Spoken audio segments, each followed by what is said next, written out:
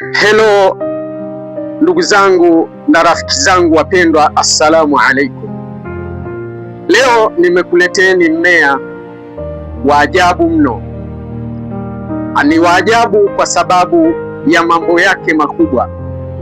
Mmea huu ni hospitali ya rufaa kutokana na matatizo mbalimbali yanayotusibu katika miili yetu.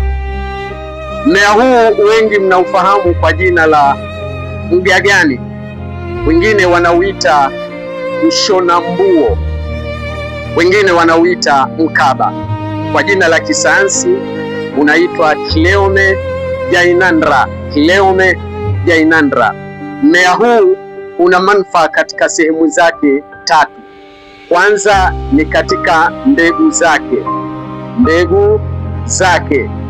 Pili ni katika majani yake. Majani haya yana sifa mbili. Kwanza ni antibacterial, yani yanaua bakteria wabaya tumboni, lakini pia ni anti-inflammatory, na shusha uvimbe na maumivu.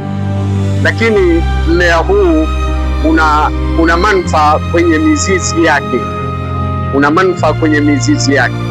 Faida kidogo hasa katika mbegu zake. Hizi mbegu ni uzazi wa mpango, dawa ya uzazi wa mpango. Wazee wetu zamani walikuwa hawana mahospitali ya kisasa kama yaliyopo sasa hivi, lakini walikuwa wanaweza kupanga uzazi wao kwa njia za asili. Kwa faida zaidi kuhusiana na mmea huu na maajabu yake, nifuatilie katika video ambayo nakwenda kuiweka punde insha Allah.